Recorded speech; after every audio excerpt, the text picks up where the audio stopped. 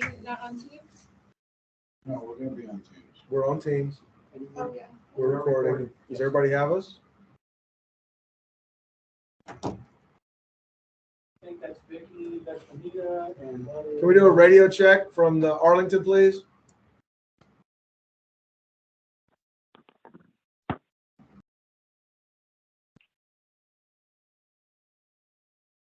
Hello, this is Ronita. I can hear you, Jeff. Awesome, thank you. You're welcome. All right, so we should be good, right? Meeting is on, recording, and I believe we're ready. Okay, we'll go live. We're live. Good morning, everybody, distinguished guests and everybody. Appreciate you taking the time to show up. Just going to run through the matrix for some of the new people. I gave a read ahead just so you can talk about it. What I want to present today, I'm not going to read off the slides, okay? You've got to read ahead. I just want to talk about need some decisions and going forward. So if you go to the second slide, Jeff. Again, the agenda we'll talk about today. Third slide, please. Okay, purpose of the matrix, it's all here. One thing I'll talk about is just, why we didn't do it by FY. It was to set up by calendar year. So we could minimize any continuing resolution impacts and get people funded out till December 31st. So again, sincere thank you to all the FAs here, there, wherever for helping put this together, because there was a lot of homework to get done and putting some background notes. When I came back in April, I said, hey, got to do monthly reconciliations. This is important. And as we move along, you'll see why. Next slide, please. Purpose of the presentation, I want to talk about two things. I consider if we need a 2023 matrix to be the apples, and then the oranges is going to be December 31st and January 31st. That's important, but I want to make sure we keep them separate, even though they're interrelated. Now, in determining when I came back, we'll talk about the apples first. There were 17 science director billets, 4 country directors, 25 science advisors. When they're moving, how they're moving, replacements, there's a lot of integrated parts there, and you have to plan out for and think about, because with benchmarks, everybody's will come in and say, well, you're not meeting your benchmark. Okay, well, we got PCS in June and July, which is going to get us, you can forecast off this matrix and see when those PCS costs are going to hit. Now, one of the documents I built when I came back is called the CE estimates, and it identified by month what plans look like about who's moving, when they're moving, down to the selected level. So that's part of the matrix I wanted to talk about. Now, getting to the oranges, okay, and I'm not here to pass judgment, and just so y'all know, I know this discussion's been going on for a while. I understand decisions were made. I got no problem with that. It's just get us in where we're going, because next steps with these oranges is when I write the home activities at the end of this month, do I extend the matrix out till 31 January? Because several program managers want to do that, and I'm easy. If that's what you want to do, that's what I can do. If you want the cost estimates to just take a guess, at, look at the last 3 or 4 months projected burn rates and build a estimate for how much money is needed in January, I can do that. No problem. Just need to know and get everybody to weigh in and say, hey, this is where we're going.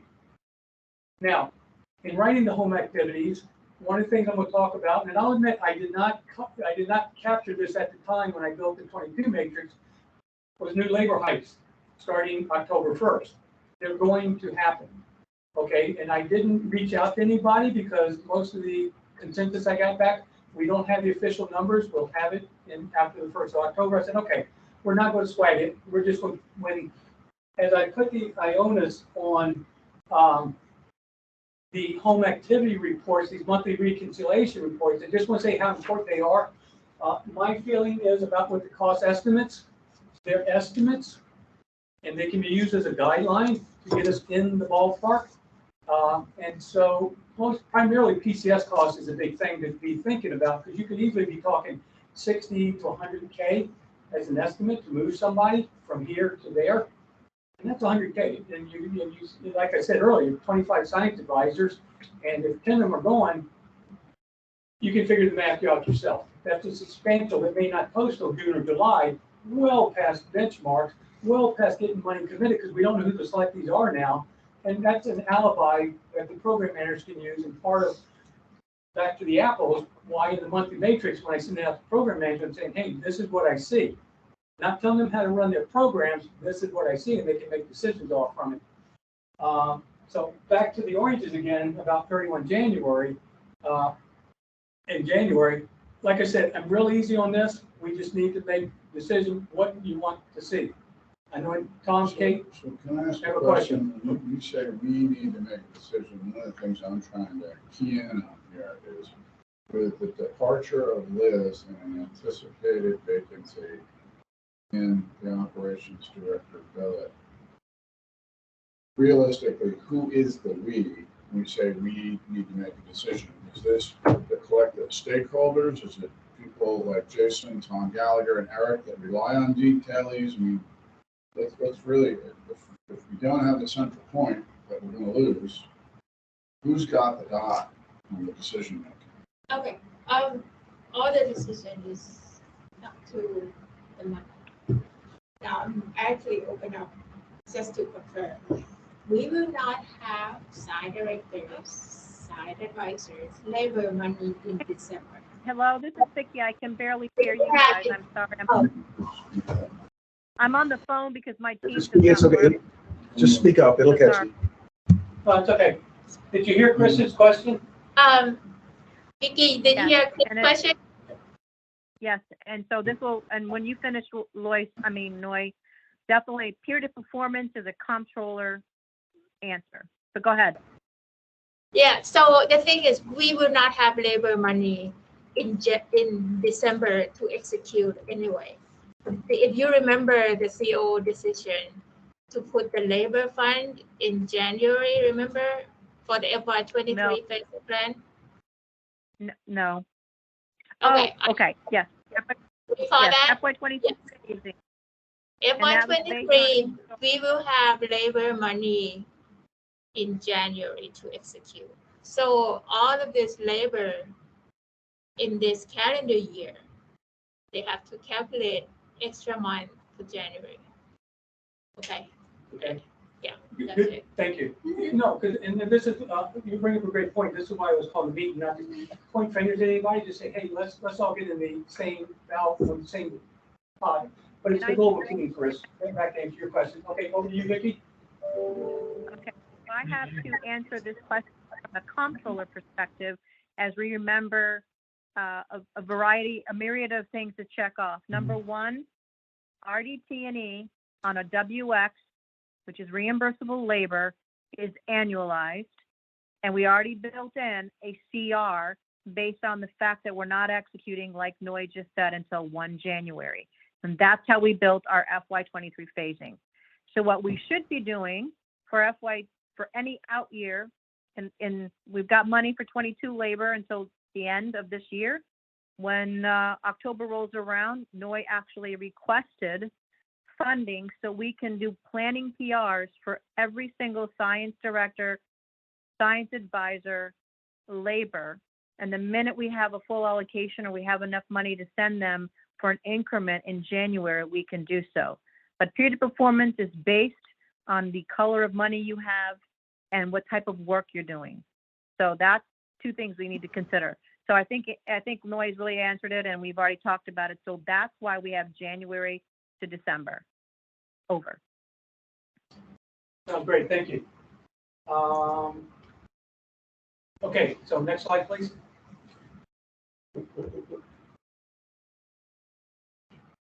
Just talking about some of the key players in all this. One of the things I highlighted in red here is I know with the cost estimates, once they're assigned, I know copies placed in the ERP. So one of the questions that maybe we can reach out to HR, because I think HR files them. I know at the time, and I talked to Chris earlier, this Intel link's not going away. And so I don't want to create 5 different places for a source document for this signed cost estimate.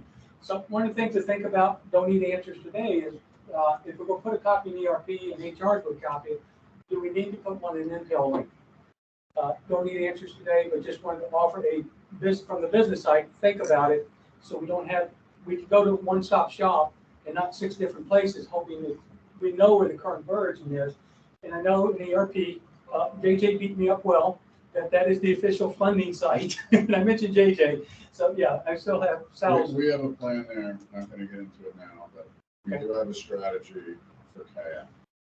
Okay, I only got a single resource, it's gonna take a little while to get there, but we've got an answer for that. okay, all right, yes, no, and that's fine. And, okay, next slide.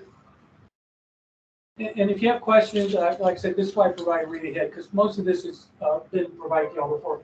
Timelines, working with Rochelle, teaching her how to do analysis work, and I can teach other people what's going on with that. But I felt that getting into a routine, less emergencies you have to handle, if you know, boom, boom, boom, boom, this is when the 5 times during the month things are going to happen. And because once I leave here, I'll coordinate with Noy and we'll say, hey, Ray, change this to boom, boom, boom, boom, boom. I'm gonna run with this now, or what if we're gonna do a 23 matrix, again, apples and oranges.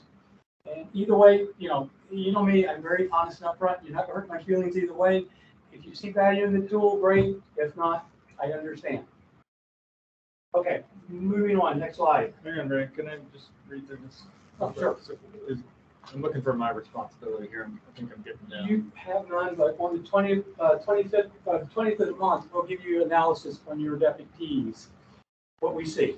And it's just to make sure we're tracking with their expenditures. We got enough funds to last through the given period. Yeah, or any adjustments.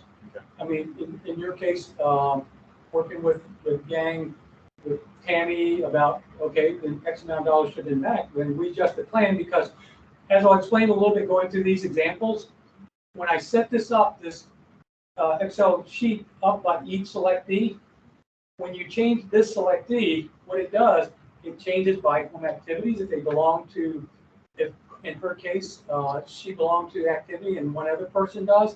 So when you make each selectee change in there, it's going to select by home activity. It's going then in the tab marked by home by program. It's going to adjust in there. And then that's going to feed right into the overall program. But I'll go through that in just a little bit. So that's the ripple effect when this thing's built in. It's not just, oh, gee, I'm just going, basically what I do is I write the home activities and say, hey, I give them the template, which is their version, and you can't send this out whole to anybody because it's broken down by home activities. It's real easy to figure out who's getting how much money and for who. But so that's where you have to be cautious about this. And okay, any further questions? Okay, that answer it? Thank you. Okay, great. Next slide, please. Okay, assumptions when I came back. Like I said, again, not to point fingers, is what are we going to do to get this fixed? And so with this year's version, yeah, there's some assumptions put in there about things that are happening. Eric provided, like our people coming in that still aren't on board yet, it won't be until presently December. He said, hey, 300K, 60K, 300 for labor, 60K as a baseline for a calendar year. I said, Eric, I can work with that. Okay, I can build assumptions in there. And we have one person may not be in December. So again, this is going to shift things out. So as you look at the program, well, we'll go through the example slides in a second. One of the things I did with Tom's program, fully loaded known TDY cost in January. If Tom said, hey, this SAE, I'm giving 30K, I felt it was important to give them that whole 30K in January to make sure the money's set aside without going into a detailed plan how much you're spending.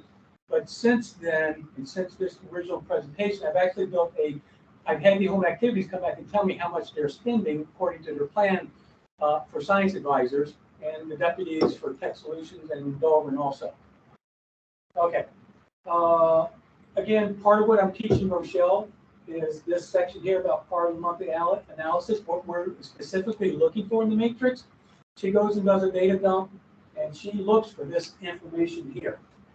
So, again, teaching her how to do analysis work. What else do we want to talk about? So this, yes, okay, next slide.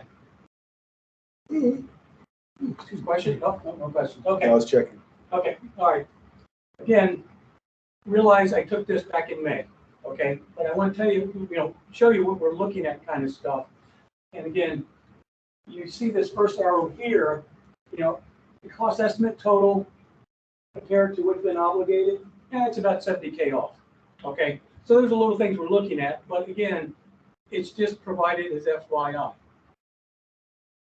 And you see a couple things, October, November, December, those months are normally blank, but this ties into the by program, by the overall.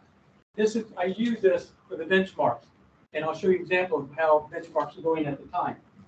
So I just wanted to mention, sometimes we get, in these slides here, we get 81K, and you see it in orange because people don't provide monthly reports. And I have to go after them, but that's back in the timeline that if Rochelle doesn't see them by the 10th of the month, boom, we send a blaster out going, hey, why not? Now, in this case also, I wanted to identify that part of the responsibility of home activities, you'll see this one cell here says 140K, but even if we go on ERP, he's about 60K behind his plan. So, plan needs to be moved to the right, but we need the home activities to buy in and tell us why. Now, this person could have gone on. This is Vicki. Hey, Vicki. Okay, so I'm assuming you're on the slide because I'm not looking at a computer screen with you guys. You're on the myopic feed as of end of May report, correct? Yes. Yes. Okay. Sorry.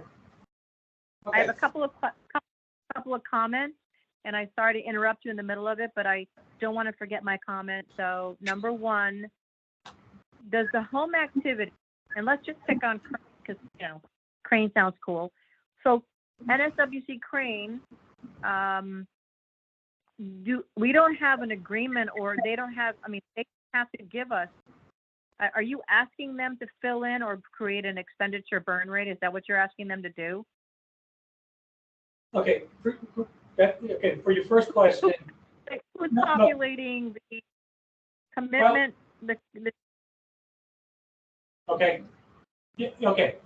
So when I sent this out, when I initially built this, and it's actually remember the timelines I provided, it says who's filling out what. And again, this is more education, but great question. And the reason these yellow cells you see, this is all in the home activities to fill out. The orange, pinkish ones, the gray ones, that's all on me to fill out. So each month they know home activity should be filling out the yellow cells. So, okay. So I would think that because we have GS employees who have a burdened rate based on their pay grade, time and year in service, that the home activity would be able to give us at the beginning of each fiscal year a burdened rate of expenditures, which is all they need to give us, just like we do, that we do a phasing plan. They should be able to give us at the beginning of the fiscal year an expenditure plan based on how they've figured their labor, and then of course if it's a new employee with PCS, relocation allowances, and they build that in. And then each month you pull the data and then you forward to them what's actuals versus what they provided as the plan. Is that how you see this? No. The only information that great question.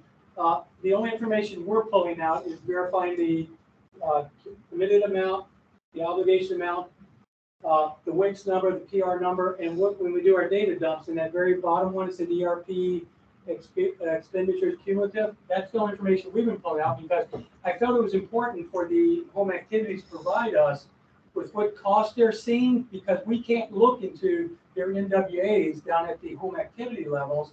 And it's just like if a person goes on emergency leave for 30 days and there's no labor, we won't know that until they provide us insights to that. And that's where it's more interaction with the home activity saying, hey, why? Other than what you see in maybe ERP, right? Correct. Okay. And so that's why. So just to give you an idea, and I'm not saying that this is the home activity is not beholden to give us that information. They don't have to, they're not required. But I will say that as they're we're their customer and we're trying to get information from them. So why don't we have them provide us once a year the entire, they've got 3 or 4 people, they give us they provide us with that data. I know that's really not exactly how things do here. But that's how we did it in my, very large program offices. And we reached out to Point Mugu or China Lake or Crane and said, you need to give us your expenditure plan, what you think you're going to spend in FY23. And then we would go pull it. And if they were off by their own plan, just like we do with headquarters, they then provided us details as to like why they were behind. Okay, no, great point, because again, it's food for thought, but so basically what you're doing is you're going and pulling. So how will you know, like, you're just going to send this to them? Like, we're going to pull like for the month of May, and we'll send a fully completed graph here, and who's to say they're going to provide us back with any information? That's the question, right?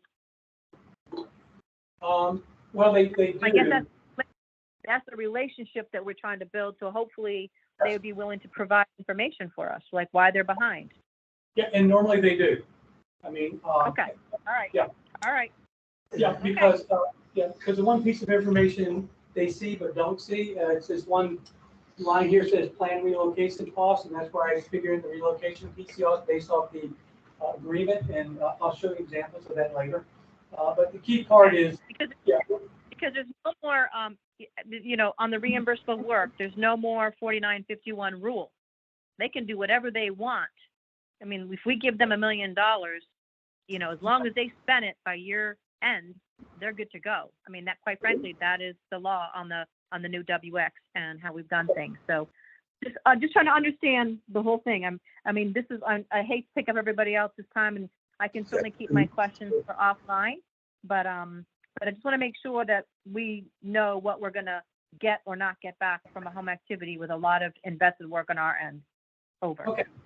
Well, no, great, because, you know me, my mind's already looking 3 steps down the road. These are all great points.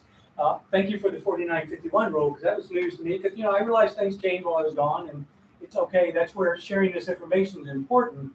And you bring up great points, because if we decide we want something like this in 23, when I send out the monthly recaps next week and ask them to populate the 23 from January till December, I'm going to say, hey, this is what y'all are required to do.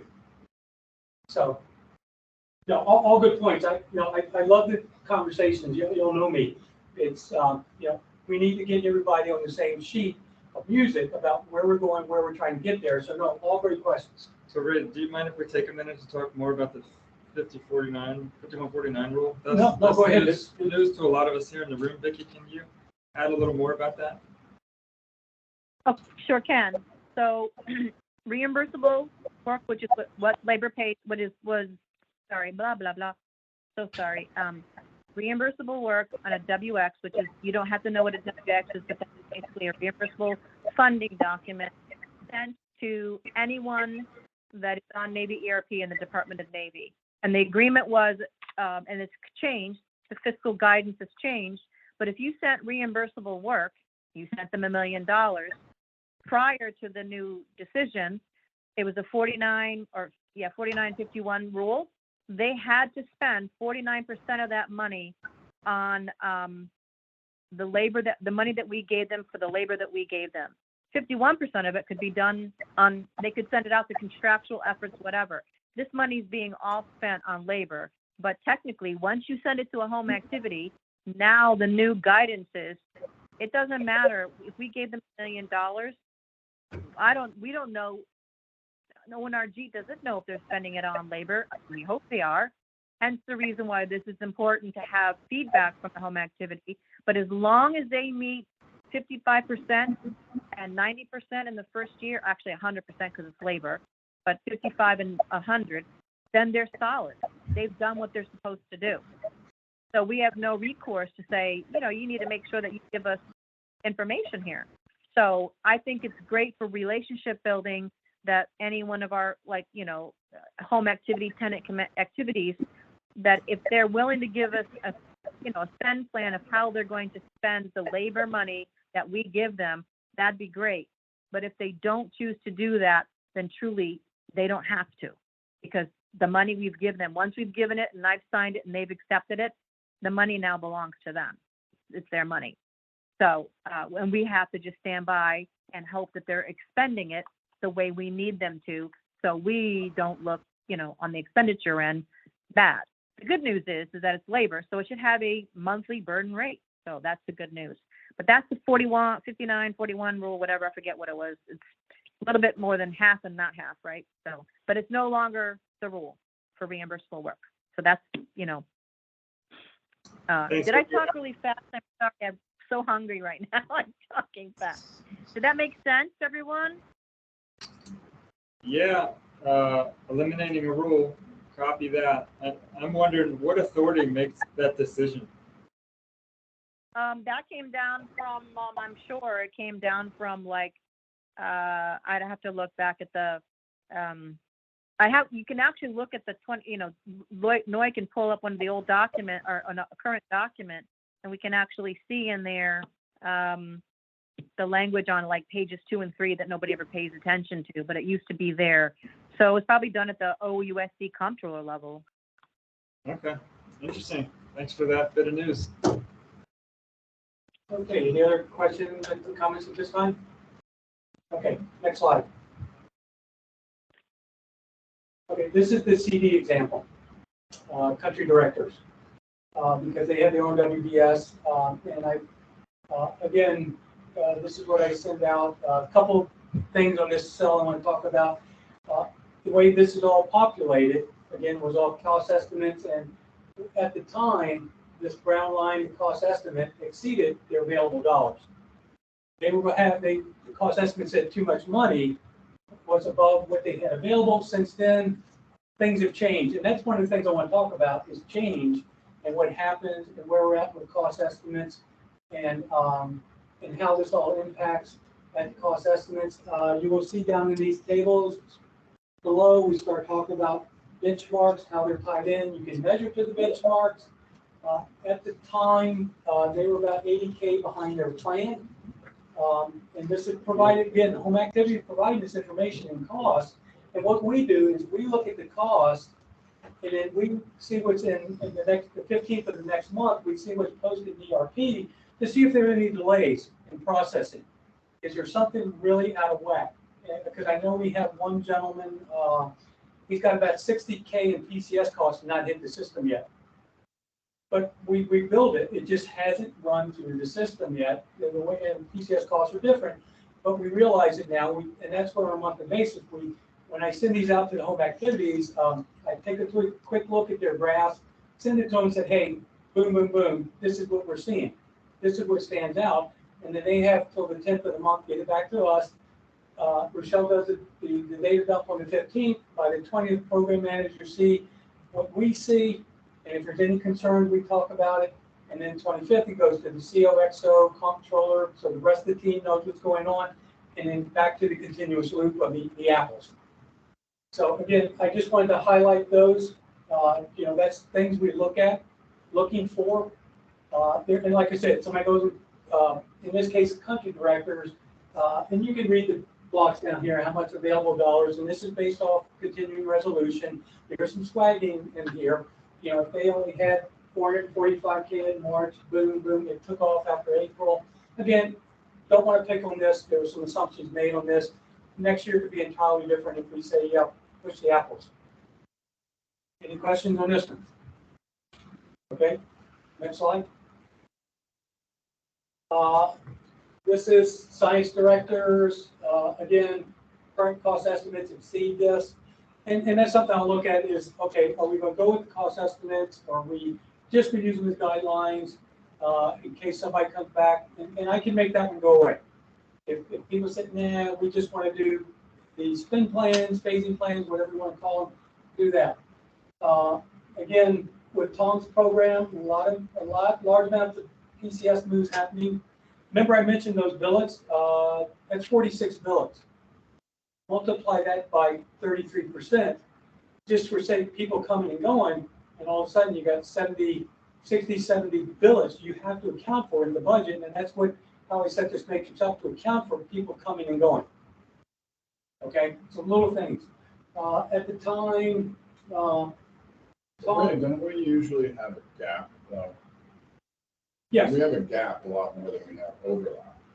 yes, we do, and that's part of the analysis that we give back to home activities, give to the program managers, just saying, hey, by the way, this, Well, the only reason I bring it up is because I just talked to Jessica, and we've got some inbound people.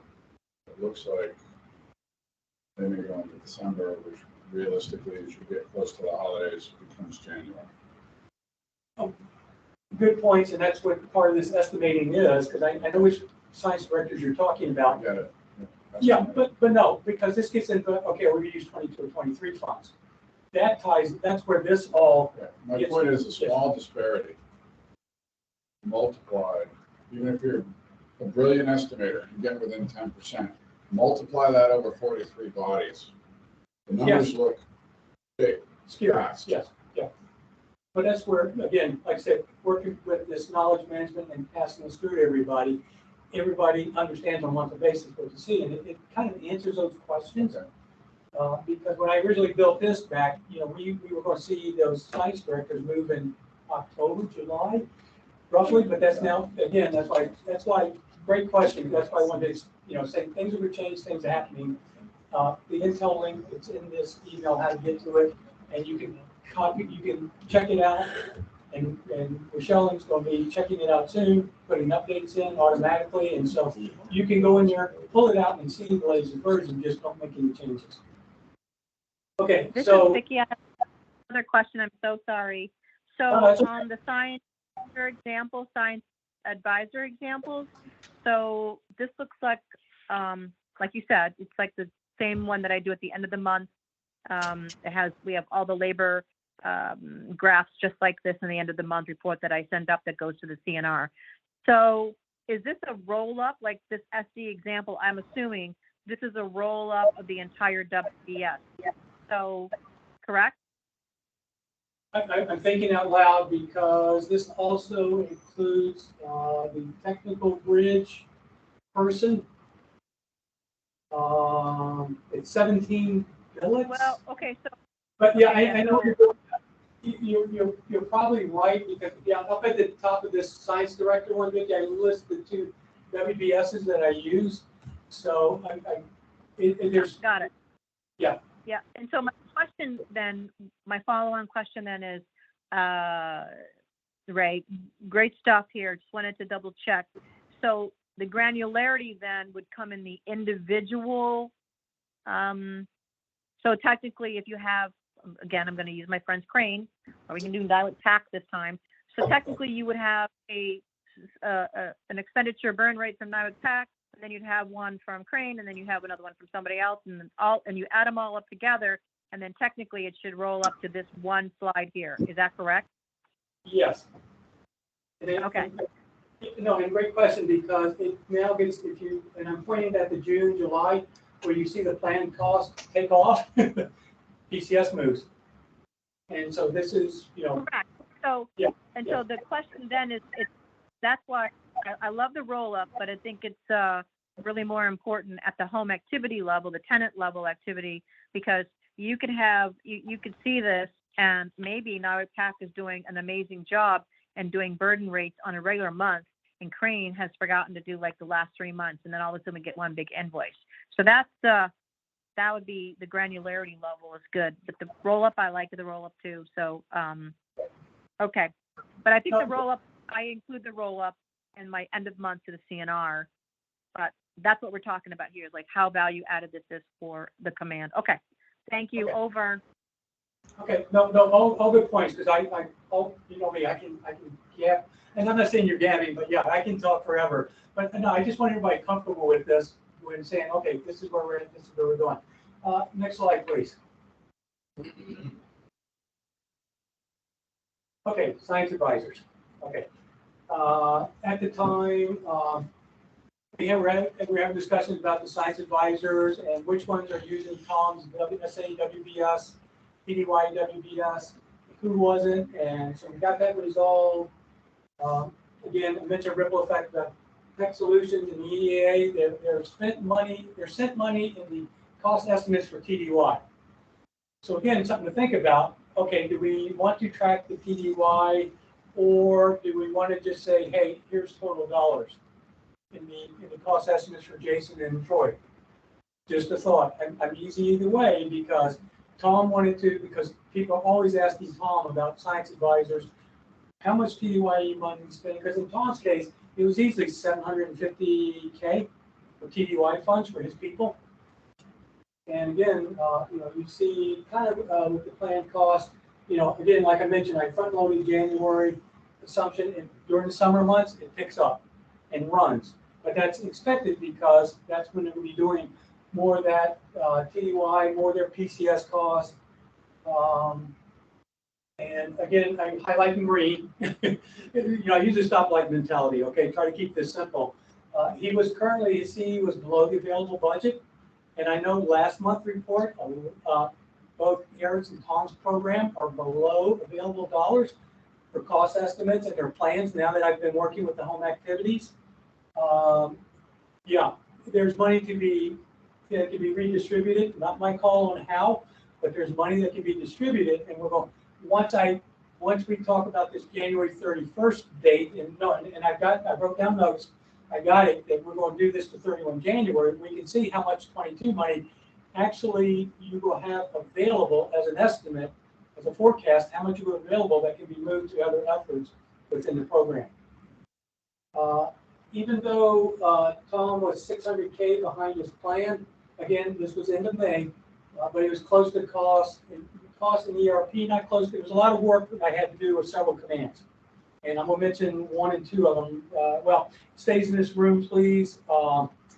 NAFC, finally got them on board. There's some, I gave Tom a point paper because he's meeting out in China Lake, but I gave him 2 point papers. One is NAFC and their TDY, and I can send copies out to everybody. And then the other one, the point paper I gave Tom last week was about Dahlgren.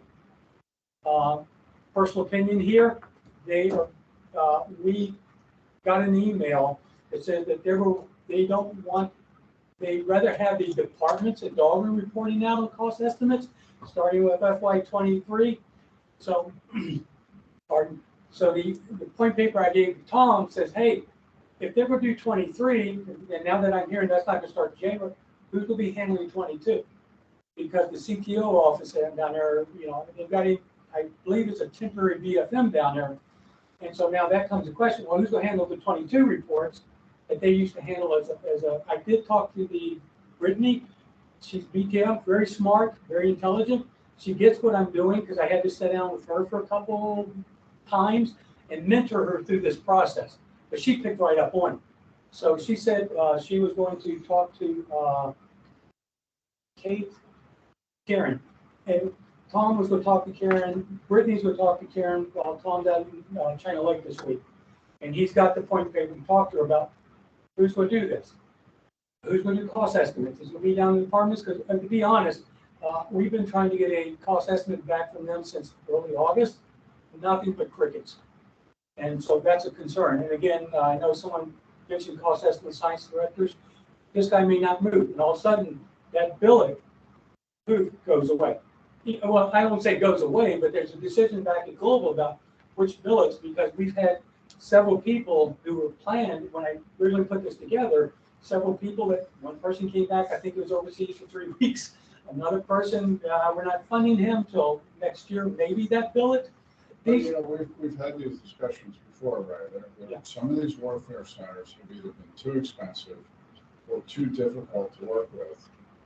And we have, in the past, pre-pandemic, made a conscious decision not to recruit at those warfare centers because being essentially one deep in every critical billet here, we made a command-wide decision that we can't do business with these people. There's too much burden associated with their unresponsiveness, and we redirected our recruiting efforts around those commands that were historically problematic and said, we really can't support these people. We really don't have a good strategy. Tom is the only one carrying the torch on recruiting right now, but I think we can get in front of a lot of problems that we're having if there is input from the mission support team. Basically tell the leadership team going into recruiting, unless these guys clean up our act, they're off the table. We've made this decision in the past, and it was a necessary business decision. Okay, no, great points. Yeah, and so I just mentioned those two, just a current flavor of things going on. Go ahead, Vicki. This is, again, I'm so sorry. I wish I was there. I think I'm probably next to Leah. I'm the only one that's over on this side of the pond here, but,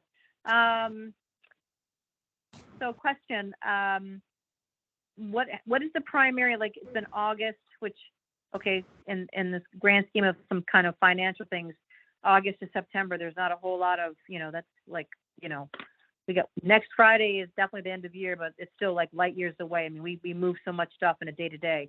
So what is the primary, I mean, like, I completely concur with Chris here. I mean, what is the, like, where do we say we're done with this and we're not going to move forward with this? Like, what's holding these home activities up from providing the data? And then at what point do we stop and say that's not a value added to this command, to not be able to get data from a mission support team and another tenant activity to be able to move somebody here to support research? I guess it's probably at a much higher level than me, but just trying to figure that out. So, just a historical data point on that, Vicki. In the past, when this has come to light, at the time, Captain Corder, who was in the XO capacity, picked up the phone and called an 06 counterpart, 06 to 06, brown suit to brown suit, and said, hey, look, you essentially lost most favored nation status here, and we're just not going to do business with you because we can't afford to. And typically that's why we have the uniforms in the building, to make those uncomfortable conversations. The flip side of that is, as the officers responsible for the laws of the elected representatives of the people, when it comes to things like finance and contracting and personnel practices, it's really our job to go back and make that your boss's problem and say, these guys are not compliant, we can't work with them. Whatever the issue is, we specifically identify it. And I think one of the trends that we've gotten into with the pandemic is too much of finding a way to make things work because of the pandemic circumstances. And we've stayed in that mindset, and we have not gone back to the mindset pre-pandemic where we would say, hey, if it fails, it fails, right? We're not going to stop everything we're doing in the command and invest a bunch of resources in resolving a particular problem, whether it's personnel, travel, finance, whatever. We would make a corporate decision to realistically evaluate our resource level and what we can do. And personal opinion here, we mission support side, again, as the warranted people, the certifying officers, need to do a much better job getting out of the pandemic mindset and saying no and letting some things fail until we get back to a transaction volume and a resourcing level that we can actually execute our business in a way that we can meet the requirements of the FAR, the JTR, the FM requirements, and the personnel manual, because we seem to be operating on the fringes all the time, and that's just not a long-term sustainable. So I really believe we're at a point, this is probably a department head offsite conversation that's government only, where we need to do a better job professionally of saying our resource level does not meet that expectation, Captain. The answer is going to be no until we properly resource it, or get the Warfare Center to step up and do their job. And I think that collectively, we need to get out of that pandemic mindset and get back into letting things fail if we realistically can't resource it. Ray, you were here before, so Oh, yeah. I'll leave that open to all the pre-pandemic folks. I wanted to answer too, because I found myself in a different organization where Ford, when he was the XO, he called the XO at NRL and said, hey, what's going on? Why aren't we getting reports? So we went XO to XO, had to do it because they were just being non-responsive. So yeah, that's part of this getting into a daily routine. And like I said, when the alarm goes off on the 10th, we don't see reports. After a continuous period too, it's just, okay, if I write, yeah. But this is one of the drawbacks. Instead of having the XO be effectively the director of mission support, as per our org manual, we had Dr. Oak step into that role as sort of an ops director, and you lose that 06 to 06 horsepower focus on what I'll call mission essential business processes, right? The immediate business processes that support the three mission essential functions in the command. And that has been one of the byproducts of having an operations director as opposed to the XO as the operations director. And that's become a systemic problem. All of the business processes supporting the mission essential functions. And realistically, our uniformed 06s are not the subject matter experts on this. And it's really incumbent on us as the department heads to professionally educate them on that and then say, hey, I can't direct my people to work 60 hours a week. I can only direct them to work 40. We either have to, pick up the phone and do the 06 to 06 thing here, or I have to say no. Okay. Yeah, and one other So point. well said, Chris. I concur 100% and well said.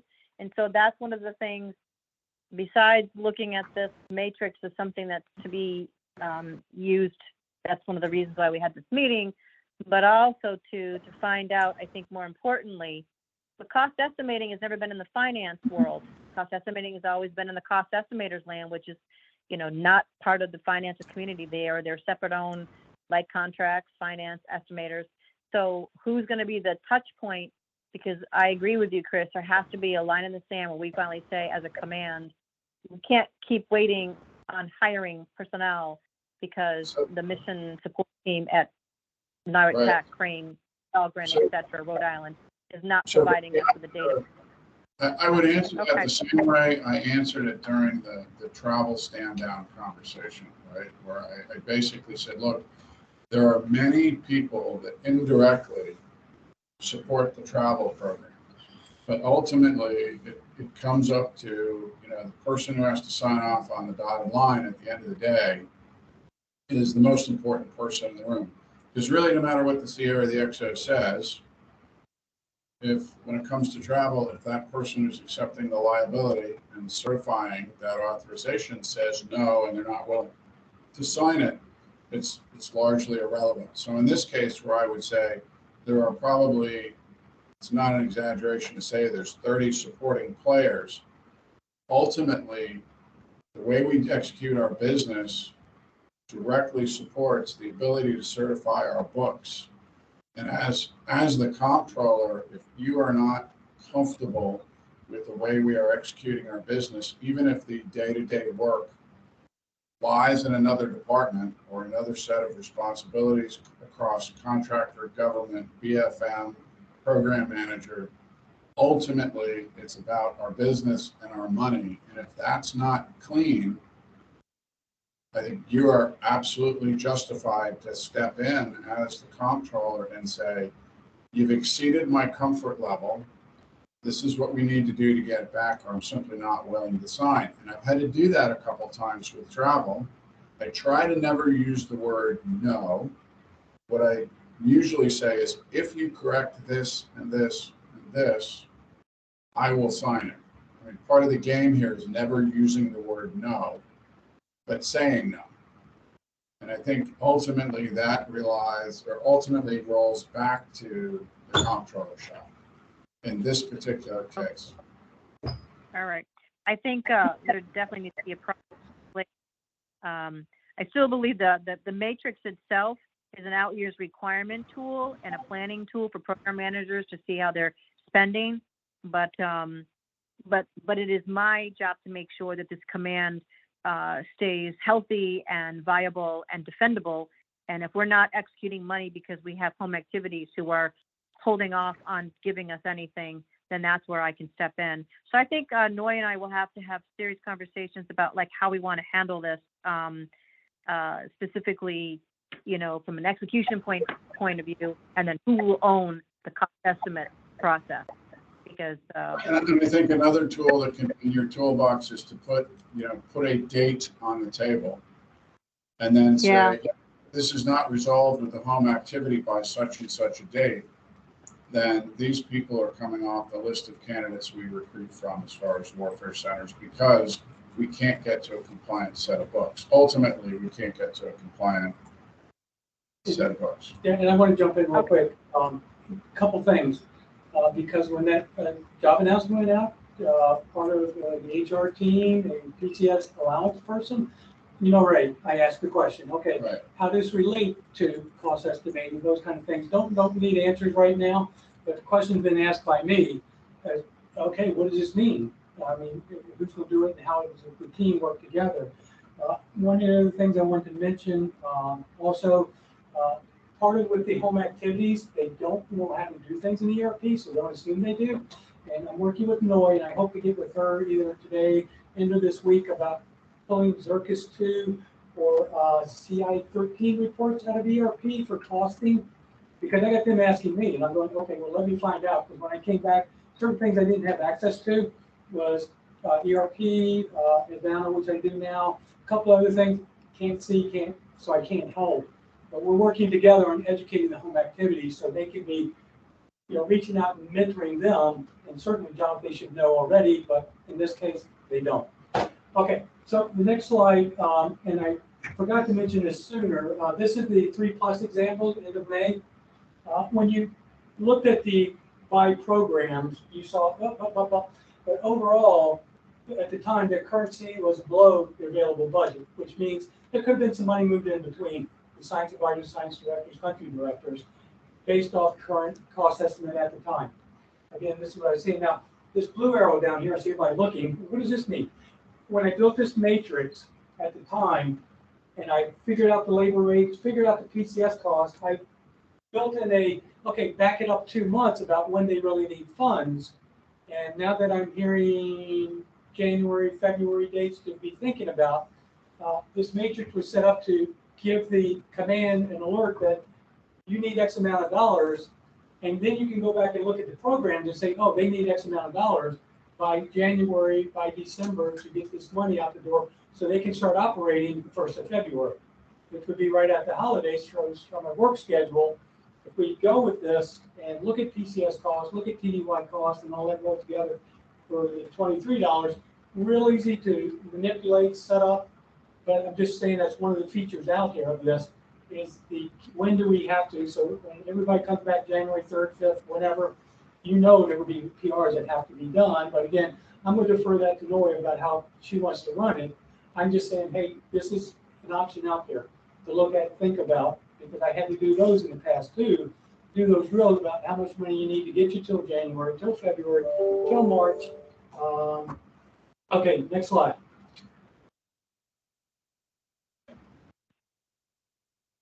Okay, we had some great questions, but I'm just going to open the floor. If anybody's got something they want to bring up, again, recorded, so keep it in mind.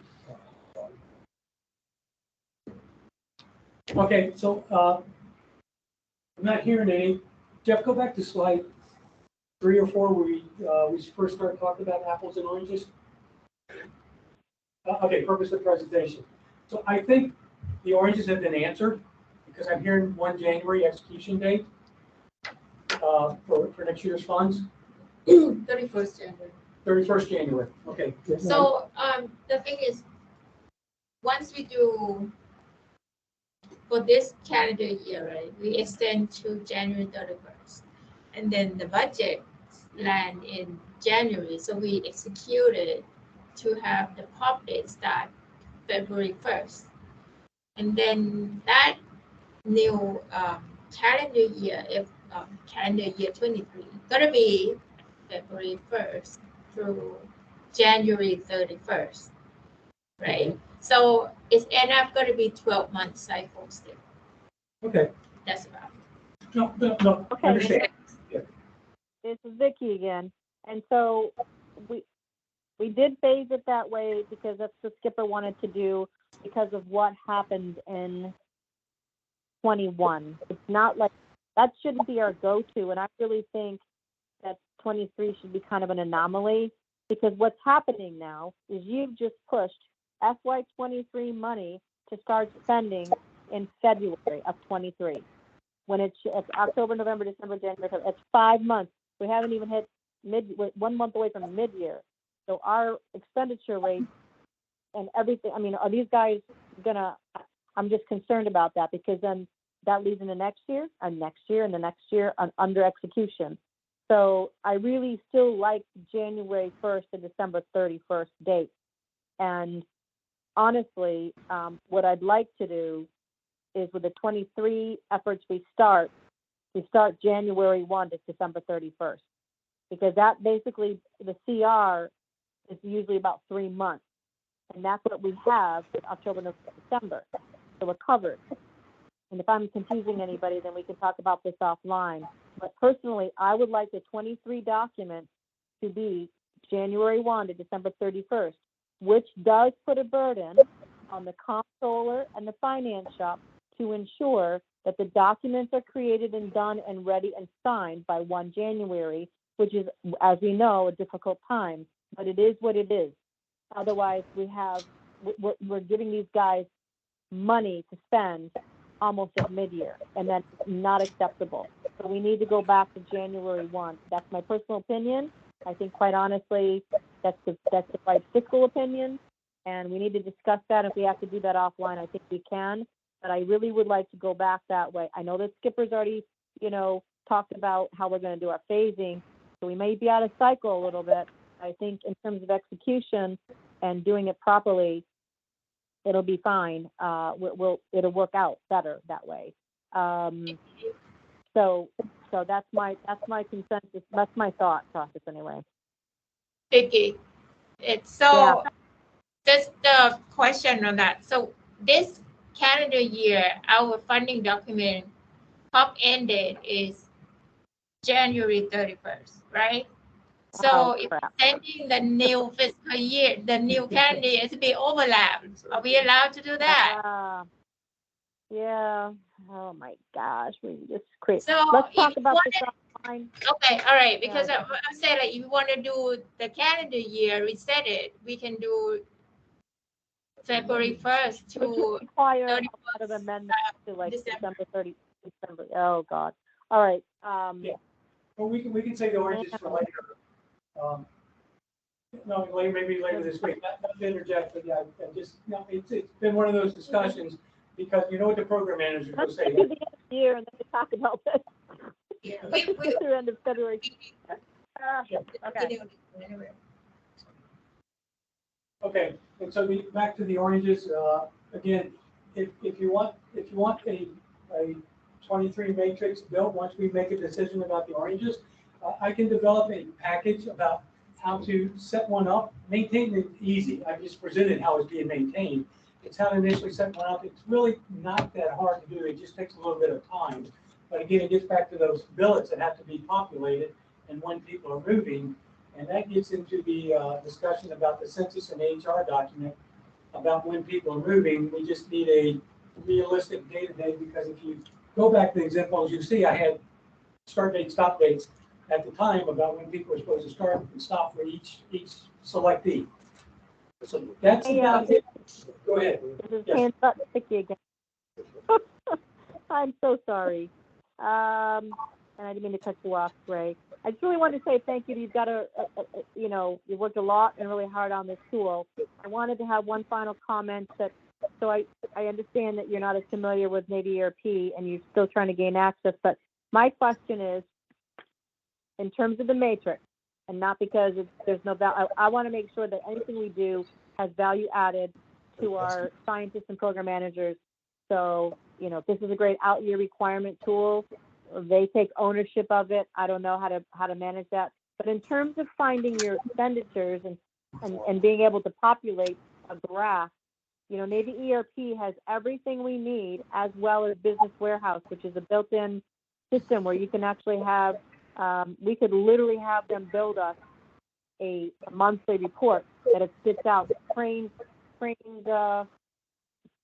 expenditures and et cetera, et cetera, et cetera. It would literally spit out every single person's expenditures, and we wouldn't have to have a separate tool. You could do it right in maybe ERP.